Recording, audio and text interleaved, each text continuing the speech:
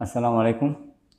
আমি কুতুবুল আজম মজুমদার শামীম, মজুমদার ট্রেডার্স স্বত্বাধিকারী। আমি এলপিজির ব্যবসা করি। আমার ব্যবসা প্রতিষ্ঠানটা নতুন মুন্সিরহাট, ফুলগাজী, ফেনী। আমি যমুনা, সেনা, ইউনিগ্যাস এই তিনটা প্রোডাক্টের পরিবেশক ফুলগাজী পরশুরামের। গত 1 তারিখ রাত 1:45 আমার গাড়ির মধ্যে 80 পিস সিলিন্ডার ছিল, লোড সিলিন্ডার ছিল। গাড়িটা ফেনী সেলিনা হোটেলের সামনে, মোহনা হোটেলের পাশেই আলিমুদ্দিন রোড সড়কের মাথায় এখানে ছিল, মেইন রোডে। আমার দারোয়ানের বাসা ওই মেইন রোডের পিছনেই। আর সিকিউরিটি আছে ওখানে, সিসি ক্যামেরাও আছে মেইন রোডের পাশে। গাড়িটা পুলিশ লাইন থেকে এই 50 গজ দূরে, ফেনী সদর পুলিশ লাইন থেকে 50 গজ দূরে এই জায়গাটা। তো রাত আনুমানিক 1:46 দিকে গাড়িটা ওখান থেকে চুরি হয়ে যায়। পরে আমরা সিসি ক্যামেরার মধ্যে দেখছি সেখানে 4-5 জন আসছে, এরা গাড়িটা নিয়ে চলে গেছে। ওটাতে জিপিআরএস ছিল। আমি তেমনি পর্যন্ত আমি ট্রেকিং করছি, ওখানে যাই ওরা জিপিআরএস কানেক্ট আউট করে ফেলছে। এরপরে আর কোনো গাড়ির কোনো হদিস আমি পাইনি। গত 2-3 দিনও ওই দিনও অনেক খোঁজাখুঁজি করছি, পাইনি। পরে ওই দিন ভোরে আমি থানায় গেছি। থানায় যে গেছি, পুলিশ আমার বললো যে আপনি 9টার পরে আসেন, তখন লোকজন আসবে থানাতে, তখন আপনি জিডি করেন। এবং 9টার পরে গেছি, ওখানে ওরা আমার জিডি এন্ট্রি করছে। জিডি এন্ট্রি করে পুলিশে এসআই আলমগীর সাহেব, ওনার দায়িত্ব দেওয়া হয়েছে।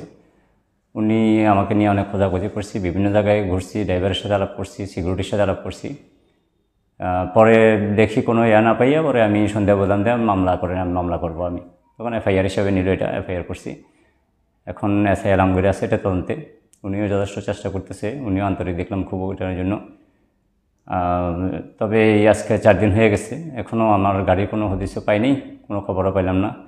কারণ ফেনী শহরের মতো এরকম সিকিউরিটি একটা এর মধ্যে মানে গাড়িটায় ছিনতাই হয়ে গেছে বা চুরি হয়ে গেছে, এটা আশ্চর্য। যাই হোক, আমি প্রশাসন এবং যারা প্রশাসনে আছে, ল অ্যান্ড ফোর্স আছে, তাদের কাছে আমার অনুরোধ থাকবে যে আমার গাড়িটা যাতে উদ্ধার হয়, ওনারা যতটুকু সহযোগিতা করবে আমাকে। আর আমার খুব কষ্টের পয়সা, এটা পরিশ্রমের পয়সা।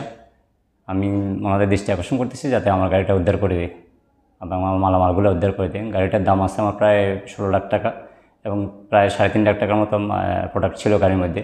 সিলিন্ডার ছিল, গ্যাস ভর্তি সিলিন্ডার, 18 লাখ টাকার মতো।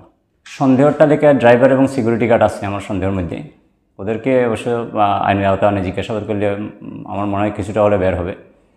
যাক, এখনও ওরা অ্যারেস্ট হয়নি, তবে পুলিশের নজরে আছে, ওরা পুলিশের নজরের মধ্যে আছে।